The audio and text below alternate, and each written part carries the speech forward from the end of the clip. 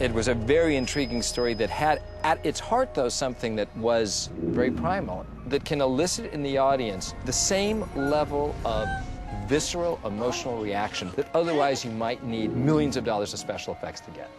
It felt exciting that there was such a great payoff at the end to all the drama and all the thrills that had happened beforehand. It was one of the first things that drew us to the project initially. It was a great opportunity to do something that was, on the one hand, scary, but at the same time, warm and emotional. I loved the idea of the sisters. You know, that was the first thing that attracted me to the script. No, you're not leaving me here. What are sisters for? I loved the layers, the complexity of not only her character, but the entire story. Alex!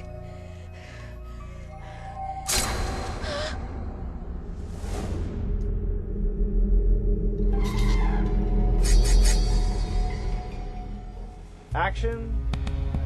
And action. Bring up the flame. It's interesting because we had a Tale of Two Sisters directed by two brothers with a man and wife producing partnership. Laurie and I were in Italy on vacation with our children several summers ago when I got the phone call about this amazing Korean movie. The essential idea was very strong, we felt, for a potential American remake. To us, it had very classic elements. It was a story about a wicked stepmother. It was about something very universal, very essential in terms of what our human fears are. We always felt making it that it was a tragedy disguised as a horror film. Anna? We tried everything, Anna. I actually acquired it without having seen the movie, based just on the strength of the concept of two siblings like this.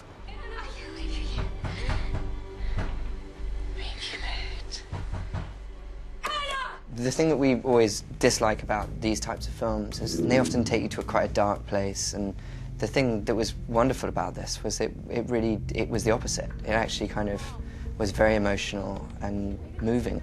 But the Korean version was much more ambiguous and was, in fact, a very hard plot to follow. Which just meant we were embarking on a very, very long process of adaptation. We would have never had the movie if not for the contributions of each of the writers. It's just that difficult of a movie. I went about adapting the Korean movie, Tale of Two Sisters, into The Uninvited by first analysing the structure and the characters of the Korean film. There are a number of elements that translated very effectively. The Korean movie takes place in an isolated house, which is always a great environment for psychological horror stories. And there's also a daughter who is told by her mother, "You have to avenge my unnatural murder."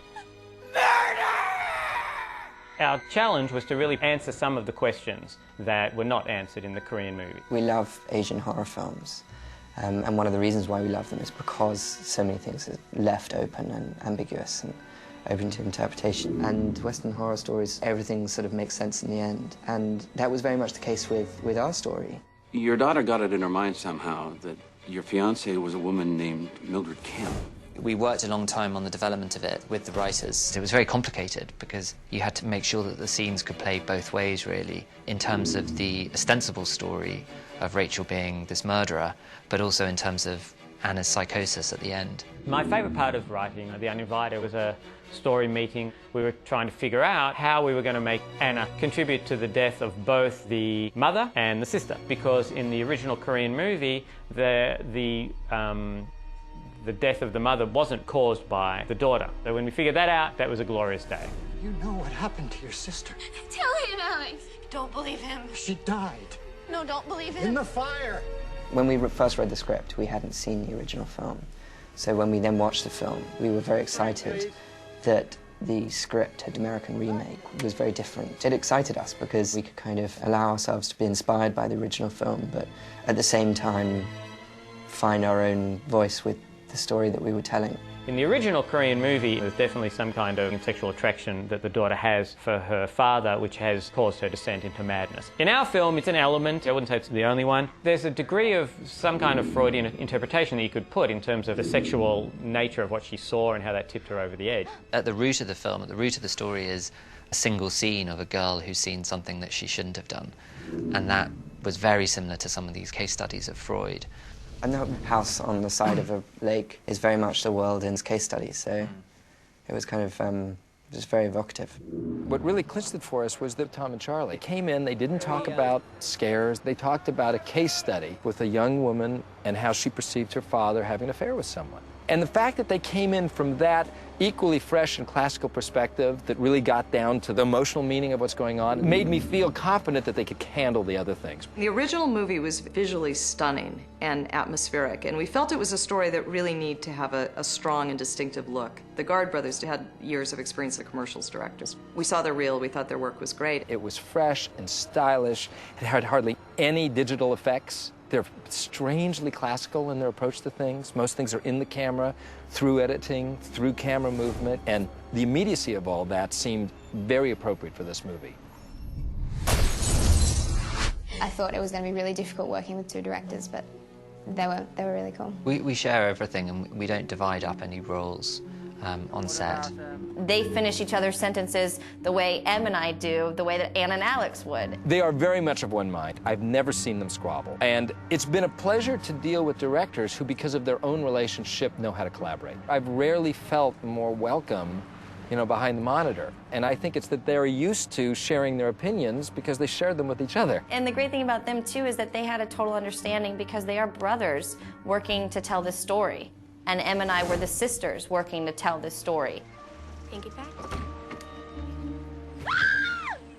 Laurie and I produced the film debut of Emily Browning. And quite honestly, Laurie and I were sitting towards the end of the shoot of Lemony Snicket, and we said to each other, this girl should be in a thriller. And then years later, when we developed this, she was one of the first people we went to read. When I got the script and my agent said Walter and Laurie are doing it, that was what was kind of flattering, the fact that they had me in mind so early. There was just something about Emily. There's an strength and an otherworldly quality and a dark edge to her. Originally, I was going for the part of Alex. When we started casting younger girls, it became clear that the part was actually extremely demanding. We began to feel uncomfortable with the thought of taking a girl as young as 14 on a tremendously emotional journey. And there was also the practical pressures that would come with it, because Anna's in pretty much every single scene of the film. When we started thinking about Emily for Anna, it completely made sense because she was ready to sort of go on the journey that Anna would take her on. From the day I read the script, I so fell in love with the fun that Alex has in the script that I wanted it desperately. So, was that you or Nursey in the throes of ecstasy? Originally, Emily Browning was cast as Alex, and then I got a phone call, and my manager was going, "Where are you? Tale of Two Sisters is back!" I went in the next day and tested and read with Emily, and they switched her to Anna, and then a couple weeks later, I was Alex.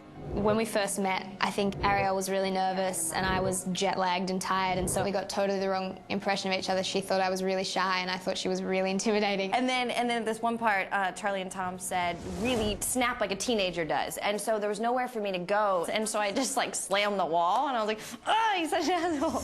I talked to my manager afterwards and he's like, oh, so how's everyone? How's Ariel? I was like, she's good. She's quite frightening. She's a little bit scary. When we met up in Vancouver, she sort of invited me out for dinner, and we went to dinner and just didn't stop talking. It's okay, Anna. We'll find him tomorrow. Yeah. I'm gonna go to bed. No, please stay with me till I fall asleep. We just started talking about things that we could bring, little things like slang that we both say, nicknames, you know, sleep with me. They're things that represent